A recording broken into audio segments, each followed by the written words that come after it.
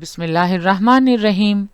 اللہ کی ذات پاک کا بہت بہت شکر ہے جس کی عزت اور عظمت کے صدقے میں اچھے اور نیک کام پورے ہوتے ہیں۔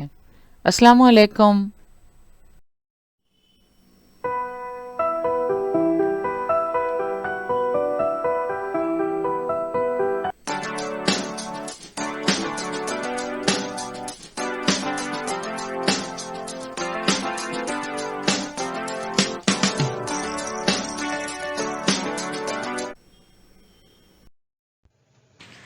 बृहन्मुंबई महानगर पालिका शिक्षण विभाग के तहत जारी वर्चुअल ट्रेनिंग सेंटर की जानिब से पेश होने वाले ई लर्निंग सेशन में आपका इस्तकबाल है। मैं हूं आपके मौलमा मैमुना शेख। तो आइए आपके तालीमी सिलसिले को आगे बढ़ाते हैं और शुरू करते हैं आज का हमारा सेशन। नहुम जमात में जोग्राफिया के इस सेशन में हमारा आज का मौजू है माशियात का तारुफ।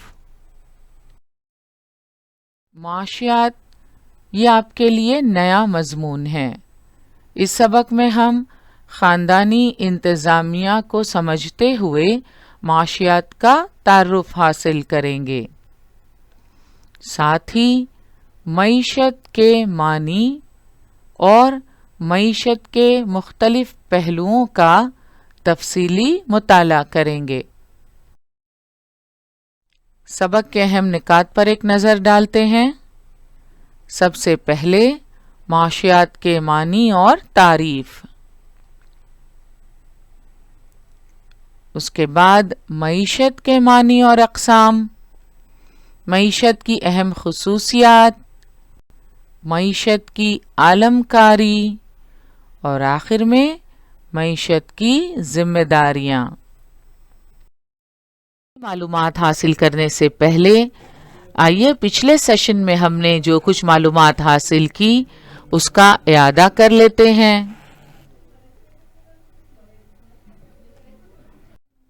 पिछले सेशन में हमने एक मिसाल की मदद से आमदनी और इखराजात में तालमेल कायम करने की कोशिश की। साथ ही साथ हमने तरजीहात का मफहूम समझा। लायोनेल रॉबिन्स के बकौल लामहदूद ज़रूरियात और महदूद, नायाब और इस्तेमाल के मुतबादिल वसाइल के तालमेल के लिए की जाने वाली इंसानी मसाई के मुताले को माशियात कहा जाता है।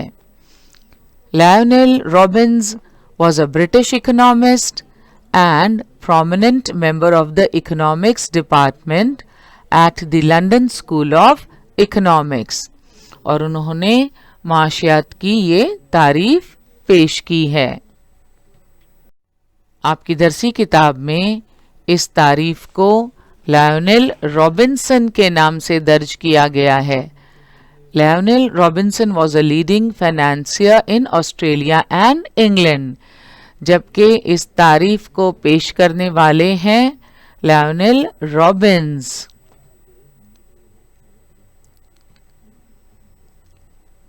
Lionel Robbins was a British economist and prominent member of economics department at the London School of Economics। सो आप वहाँ इस्लाह कर लीजिए। हमने अंग्रेजी की दरसी किताब से भी इस्तिफादा किया इस सिलसिले में, तो वहाँ भी लायोनेल रॉबिन्स ही दर्ज है, जैसे कि आप देख सकते हैं।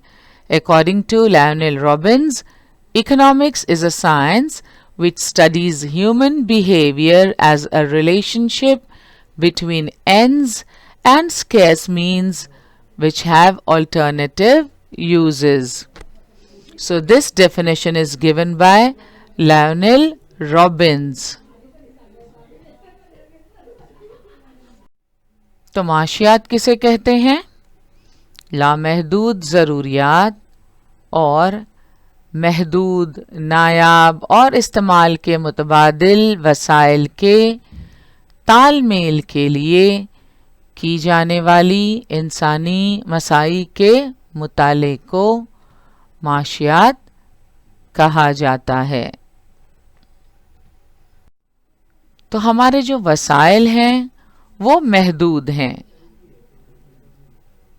اور ہماری ضروریات، ہماری خواہشات لامحدود۔ لامحدود ضروریات اور محدود وسائل میں تال میل قائم کرنا اہم مسئلہ ہے۔ ہماری جو خواہشات ہیں، ہماری جو ضروریات ہیں، ان کی کوئی حد نہیں ہے، وہ لامحدود ہیں۔ ایک اہم مسئلہ یہ بھی ہے کہ ہم اپنی ضرورتوں اور اپنی خواہشات میں فرق نہیں کر پاتے۔ ہماری ضرورتیں اور ہماری خواہشات، ان میں فرق کرنا بہت ضروری ہے۔ ضرورتوں کی اگر ہم بات کریں تو آپ سبھی جانتے ہیں ہماری بنیادی ضرورتیں کون کون سی ہیں؟ روٹی، کپڑا، مکان، یہ ہماری بنیادی ضرورتیں ہیں۔ تعلیم کا شمار بھی بنیادی ضرورت میں ہوتا ہے۔ تو زندگی میں ہماری کچھ بنیادی ضرورتیں ہیں، ان کے ساتھ ساتھ کچھ ضرورتیں ایسی بھی ہیں جو کسی خاص موقع پر یا کسی خاص وقت پر بہت اہمیت رکھتی ہیں، جنہیں پورا کرنا ضروری ہے۔ ان ضرورتوں کے علاوہ ہماری کچھ خواہشات بھی ہوتی ہیں، کچھ نیڈز تو ہیں ہماری، مگر we want many things۔ تو بیسک نیڈز کے ساتھ ساتھ ہماری خواہشات بھی ہیں جن میں ہم تفریق نہیں کر پاتے اور اپنی ترجیحات ہم طے نہیں کر پاتے۔ مسئلہ یہیں سے اٹھ کھڑا ہوتا ہے، کیونکہ ان ضرورتوں کو پورا کرنے والے وسائل تو محدود ہیں اور ہماری یہ ضرورتیں لامحدود۔ ترجیحات کے تعلق سے پچھلے سیشن میں ہم نے نئے گھر کی خریداری کی مثال لی تھی۔ جب نیا گھر ہم نے خریدا تو بہت ساری چیزیں بھی نئی ہونی چاہیے، ایسا ہم خواہش کرتے ہیں، جبکہ وہ بہت ساری چیزیں ہمارے پاس پہلے سے موجود ہیں، ہمیں ان کی ضرورت نہیں ہے، مگر وہ ہماری خواہشات میں شامل ہیں۔ یہ بہت ضروری ہے کہ ہم اپنی خواہشات اور اپنی ضرورتوں میں فرق کو سمجھیں۔ ہماری خواہشات کیا ہیں اور ہماری ضرورتیں کیا ہیں، ان میں کون سی ضرورتیں اہمیت رکھتی ہیں، جنہیں پورا کرنا زیادہ ضروری ہے، ہمیں کس ضرورت کو کس وقت پر ترجیح دینی چاہیے، ان سب کا فیصلہ بہت اہم ہے۔ یہاں تصویر میں آپ دیکھ سکتے ہیں بہت ساری چیزیں ہمارے لیے ضروری ہیں اور بہت ساری چیزیں ایسی ہیں جن کی ہمیں ضرورت نہیں ہے مگر ہم اس کی خواہش رکھتے ہیں۔ تو اس طرح ضروریات اور خواہشات کی ایک چین ہے، ایک زنجیر ہے جو لامحدود ہے۔ آپ بازار جائیں ایک ڈریس خریدنے کے لیے، مگر کیا آپ صرف ایک ڈریس خرید کر واپس آتے ہیں؟ بالکل نہیں۔ ڈریس کے ساتھ میچنگ جوتے بھی خرید لیتے ہیں یا میچنگ جویلری خرید لیتے ہیں، اور بازار میں جو چیز ہمیں دکھائی دیتی ہے اگر وہ ہمیں پسند آ جائے تو ہم وہ بھی خریدنے کی کوشش کرتے ہیں۔ تو اس طرح زندگی میں ایک خواہش پوری ہوتے ہی دوسری خواہش، دوسری کے پوری ہوتے ہی تیسری، ایک زنجیر سی بن گئی ہے۔ کوئی یہ نہیں کہہ سکتا کہ بھئی اس کے بعد مجھے کسی چیز کی ضرورت نہیں ہے، اس چیز کو حاصل کرنے کے بعد میں اور کسی چیز کی خواہش نہیں کروں گا یا کروں گی۔ تو یہ خواہشات، یہ ضروریات جو ہیں وہ لامحدود ہیں. اور ان لامحدود خواہشات کو پورا کیسے کیا جاتا ہے؟ انہیں پورا کرنے کے لیے کچھ وسائل ہیں. یہ وسائل ہمیں خریدنے پڑتے ہیں، حاصل کرنے پڑتے ہیں، اور اس کے لیے ہمیں قیمت ادا کرنی پڑتی ہے. اور اس قیمت کو ادا کرنے کے لیے ہم اپنی آمدنی کا استعمال کرتے ہیں.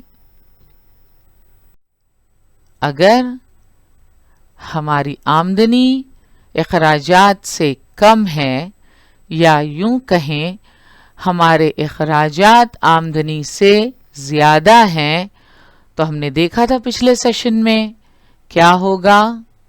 مشکلات بڑھیں گی، پریشانیوں میں اضافہ ہوگا. یہ ٹینشن ہوگی کہ آخر آمدنی اور اخراجات میں تال میل کیسے قائم کیا جائے.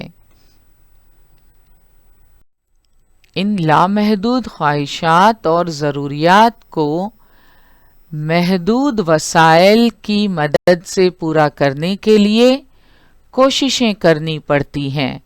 ہر خاندان کی اپنی ایک ماہانہ آمدنی ہوتی ہے. اس ماہانہ آمدنی میں ماہانہ اخراجات کو پورا کرنا پڑتا ہے. لہٰذا ماہانہ آمدنی اور ماہانہ اخراجات میں تال میل قائم کرنے کے لیے کوشش کرنی پڑتی ہے.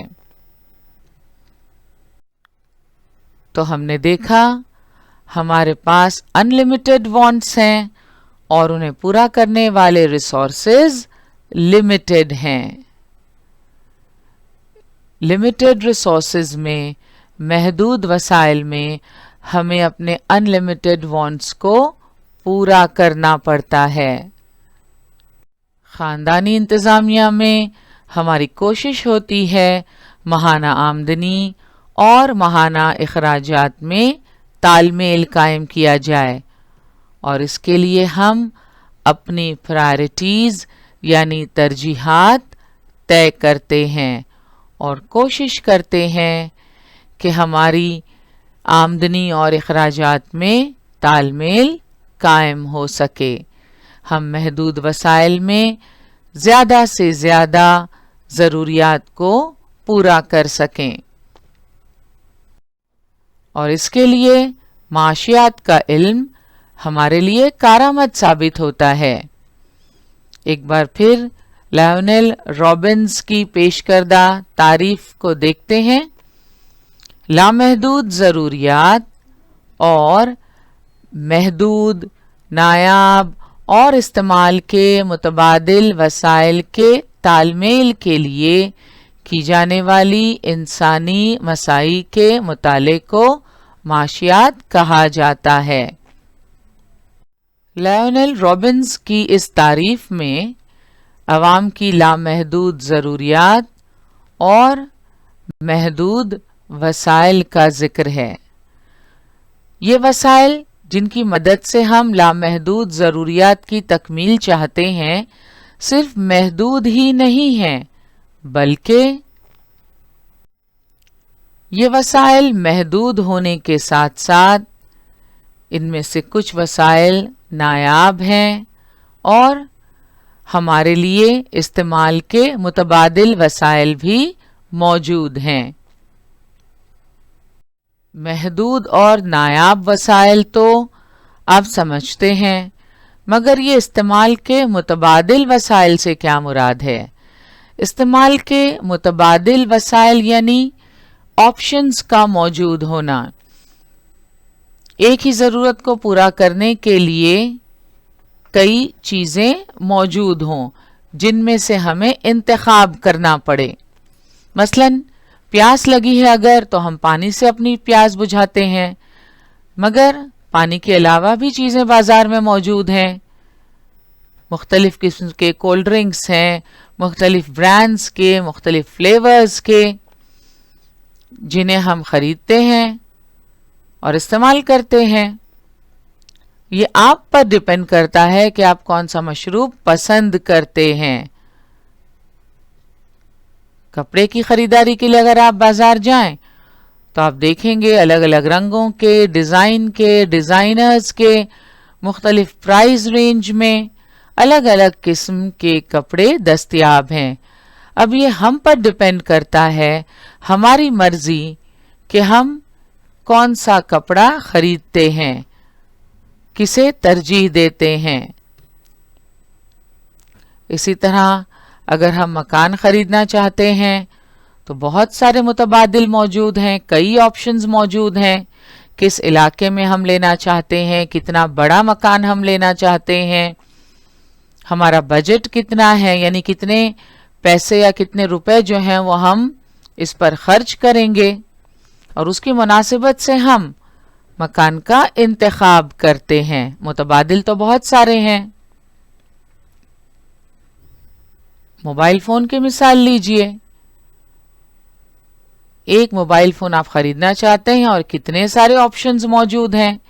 پھر آپ یہ بھی سوچتے ہیں کبھی کہ بھئی موبائل فون ٹھیک رہے گا یا ہم کوئی ٹیب لے لیں، تو آپ نے دیکھا کتنے سارے متبادل موجود ہیں۔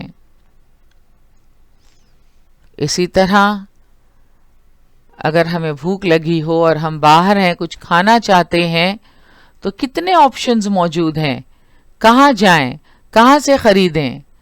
تو یہ آپ کے اپنے ٹیسٹ اور آپ کے اپنی پسند کی بات ہے، ساتھ ہی ساتھ آپ کی پاکٹ کتنی اجازت دیتی ہے، آپ کہاں کتنا روپیہ خرچ کر سکتے ہیں، اس کی بھی اہمیت ہے، ورنہ استعمال کے متبادل وسائل تو موجود ہیں۔ اسی طرح گھریلو استعمال کی چیزوں میں صابن ہو، شیمپو ہو، مختلف قسم کی کریمز ہوں، جیم، جیلی، الگ الگ قسم کی کمپنیوں کے برانڈز موجود ہیں۔ اب یہ ہماری اپنی ذاتی چوائس ہے، ہمارا اپنا انتخاب کہ ہم کس چیز کا استعمال کرتے ہیں۔ اسی طرح گاڑیوں میں بہت سارے متبادل موجود ہیں۔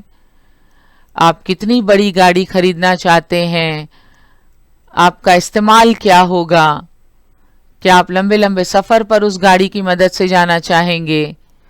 تو کار خریدنے اگر آپ جائیں تو بہت ساری کمپنیوں کی کاریں موجود ہیں، اس میں بھی آپ کسے ترجیح دیں گے، یہ بہت ساری چیزوں پر ڈیپینڈ کرتا ہے، مگر بالآخر یہ آپ کی اپنی پسند ہوگی، آپ کی اپنی ترجیح ہوگی۔ تو آپ نے دیکھا کہ استعمال کے متبادل وسائل موجود ہیں۔ لامحدود ضروریات کو پورا کرنے والے وسائل محدود ہیں، نایاب ہیں، اور استعمال کے متبادل وسائل موجود ہیں۔ تو معاشیات کی وجہ سے ہم وقت، روپیہ، محنت، زمین اور دیگر وسائل کے مؤثر استعمال کو سمجھ سکتے ہیں۔ معاشیات کا علم ہمیں بتاتا ہے کہ ہم اپنے وقت، روپے، محنت، زمین اور جو دیگر وسائل موجود ہیں ان کا مؤثر استعمال کس طرح کریں۔ ایڈم اسمتھ کو معاشیات کا بانی تسلیم کیا جاتا ہے۔ 1776 میں اپنی کتاب ویلتھ آف نیشنز میں انہوں نے معاشیات کی تعریف املاک کی سائنس کے طور پر کی ہے۔ Adam Smith is known as the father of economics. In his book Wealth of Nations, published in 1776, he has defined economics as the science of wealth. تو ایڈم اسمتھ نے اپنی کتاب ویلتھ آف نیشنز میں معاشیات کی تعریف املاک کی سائنس کے طور پر کی ہے۔ املاک یعنی جائیداد۔ تو املاک کی سائنس کے طور پر ایڈم اسمتھ نے معاشیات کی تعریف کی ہے۔ ایڈم اسمتھ کی یہ کتاب ویلتھ آف نیشنز 9 مارچ 1776 میں شائع ہوئی۔ آپ اپنی درسی کتاب میں اصلاح کر لیجئے، صفحہ number 65 per wealth of nations کی ڈیٹ آف پبلیکیشن 1773 لکھی ہوئی ہے. اصل تاریخ ہے 9 مارچ 1776. تو آپ کتاب میں وہاں اصلاح کر لیجئے. خاندانی انتظامیہ اور معاشیات میں بہت مماثلت پائی جاتی ہے. جس طرح خاندانی انتظامیہ میں آمدنی اور اخراجات میں تال میل قائم کرنے کی کوشش کی جاتی ہے، اسی طرح معاشیات میں لامحدود ضروریات اور محدود وسائل کے تال میل کے لیے کی جانے والی انسانی کوششوں کا مطالعہ کیا جاتا ہے. جس طرح کسی خاندان کی معاشی انتظامیہ ہوتی ہے، اسی طرح کسی گاؤں، شہر، ریاست، ملک اور دنیا کی بھی معاشی انتظامیہ ہوتی ہے. معاشیات میں مختلف وسائل کے استعمال کے ذریعے عوام کی لامحدود ضروریات کی تکمیل کا مطالعہ کیا جاتا ہے. اسے ہمیشہ ذہن میں رکھیں. معاشیات ایک اہم سماجی مضمون ہے. زراعت، تجارت، مالیات، نظم و نسق، قانون کے علاوہ ہماری روزمرہ زندگی میں بھی معاشیات کا استعمال بڑے پیمانے پر کیا جاتا ہے.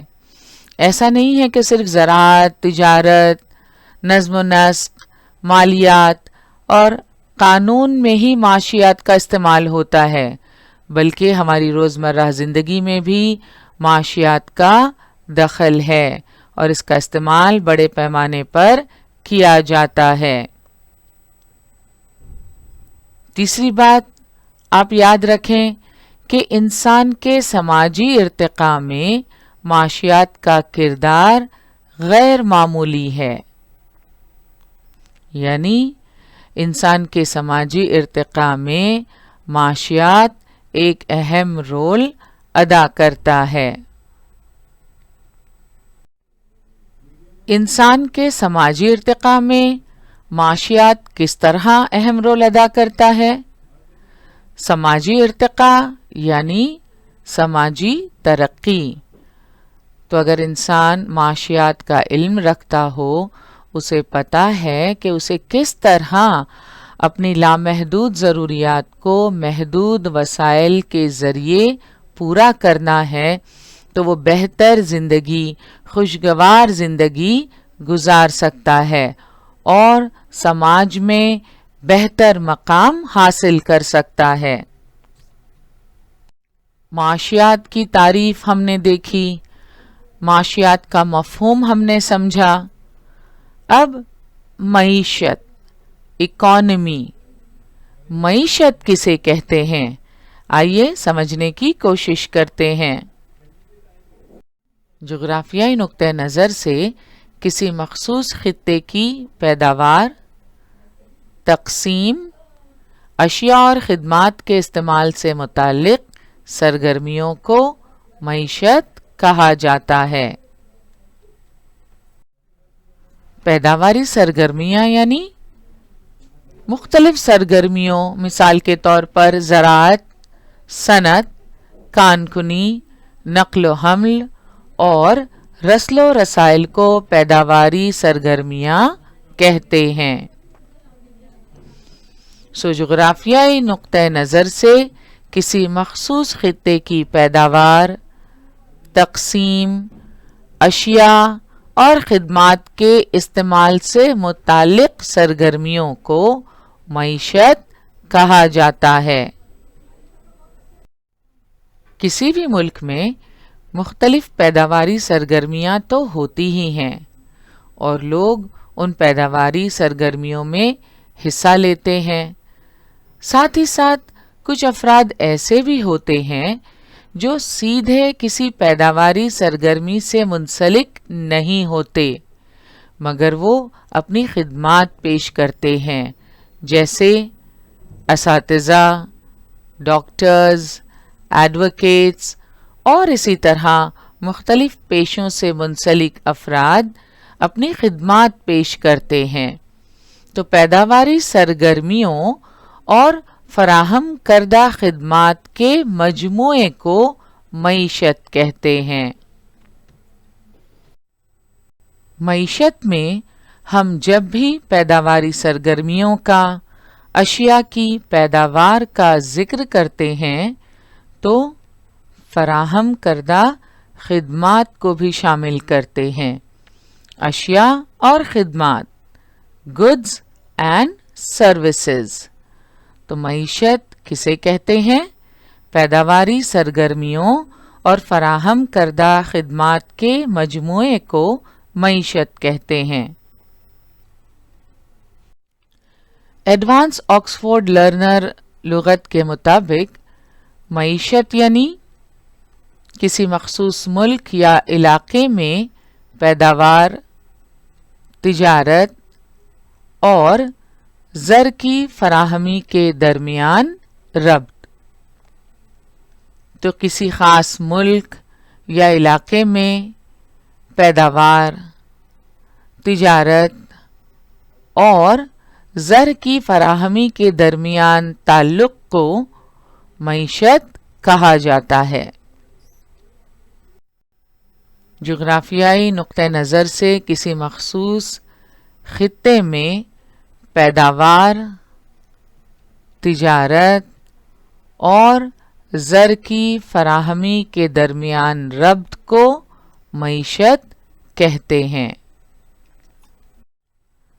معیشت کی تعریف سمجھنے کے بعد اب ہم معیشت کی اقسام کا مطالعہ کریں گے۔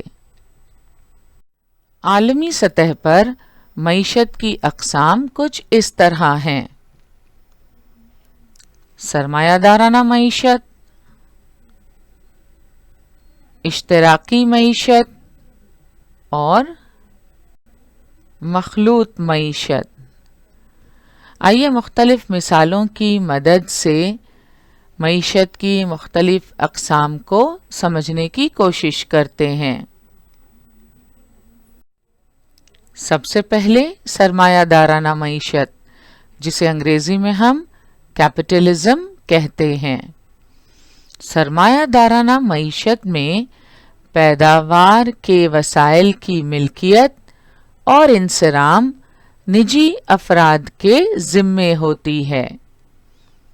تو سرمایہ دارانہ معیشت میں پیداوار کے جو ذرائع ہوتے ہیں وہ کسی ایک شخص کی ملکیت ہوتے ہیں اور وہ خود اس ذرائع کا منتظم بھی ہوتا ہے۔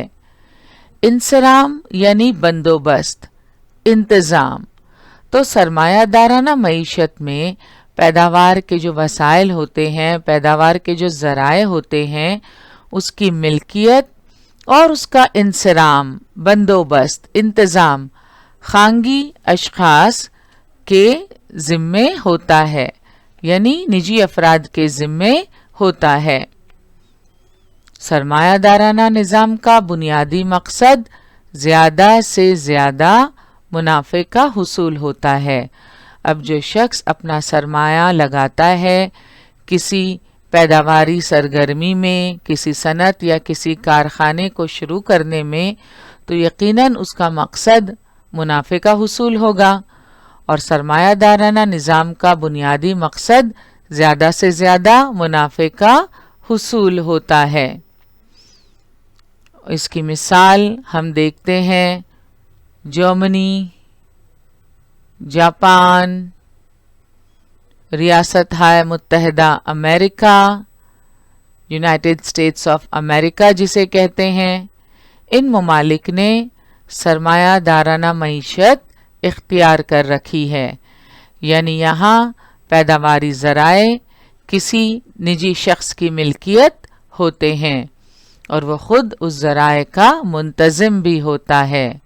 سرمایہ دارانہ معیشت کا بنیادی مقصد زیادہ سے زیادہ منافع کمانا ہوتا ہے، اور اس قسم کی معیشت ہم जर्मनी, जापान और यूनाइटेड स्टेट्स ऑफ अमेरिका जैसे ममालिक में देखते हैं।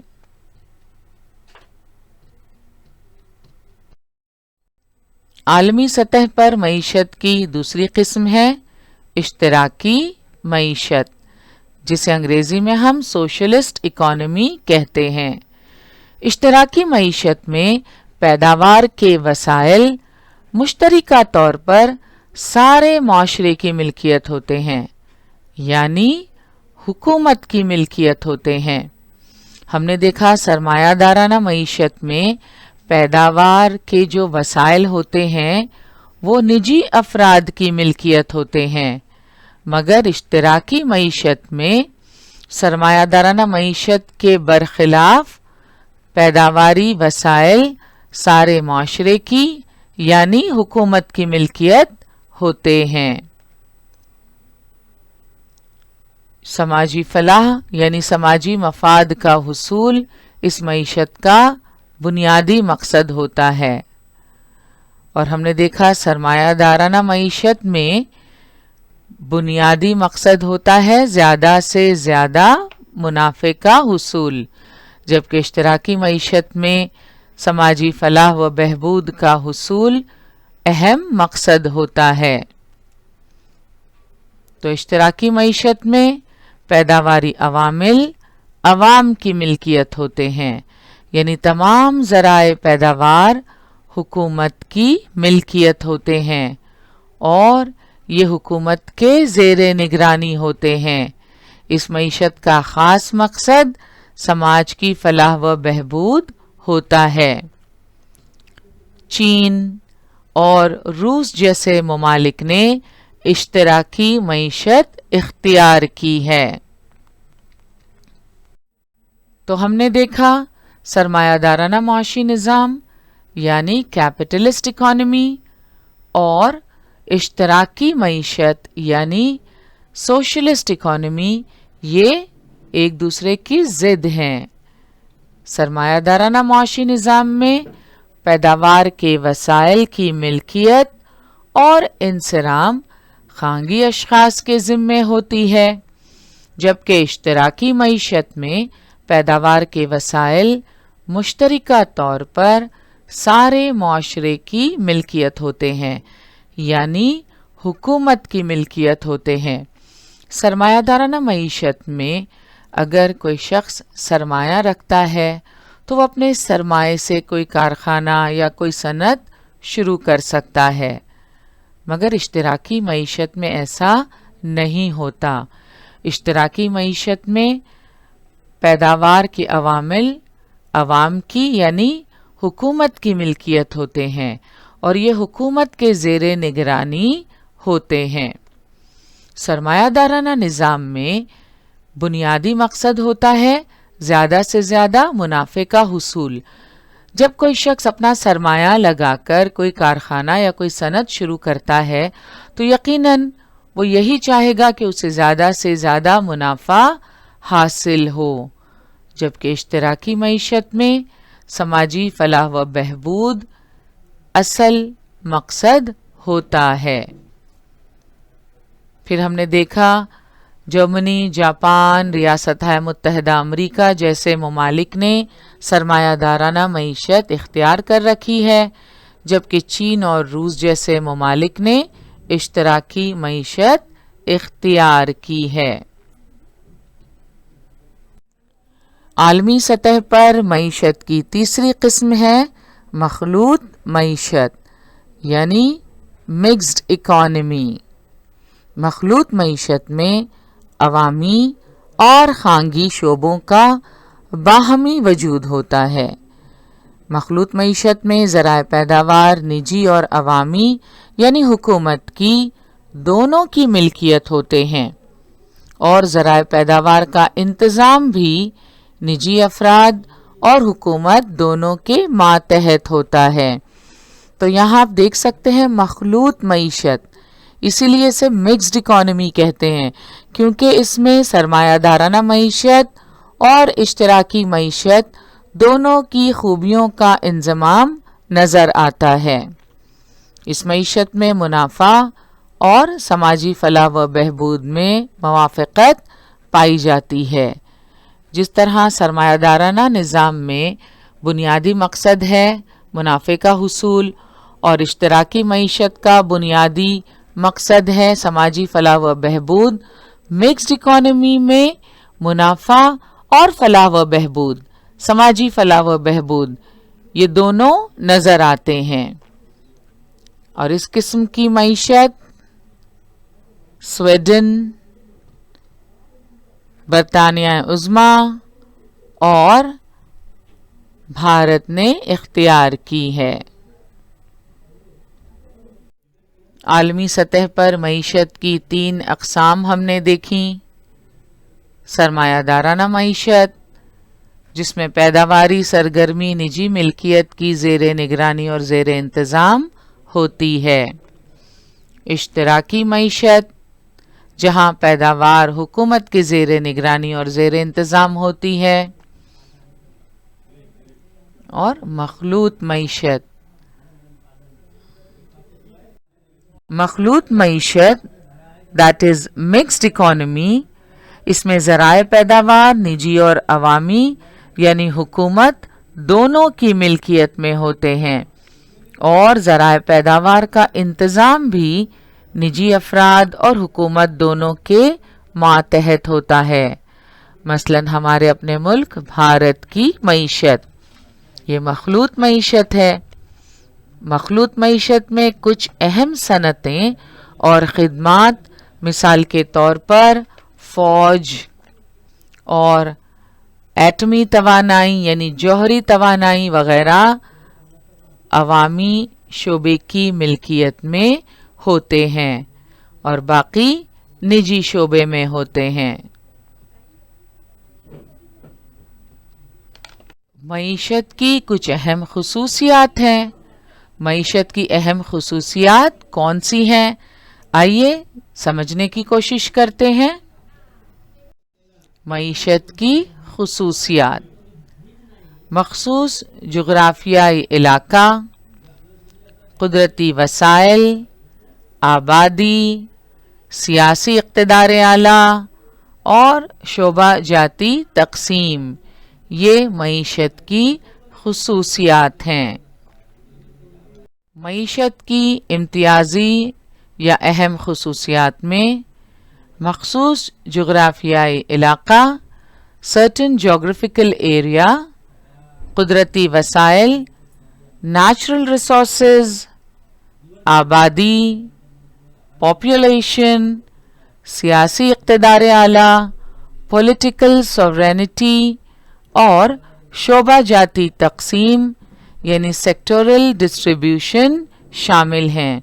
ان کے متعلق تفصیلی معلومات انشاءاللہ ہم اگلے سیشن میں حاصل کریں گے۔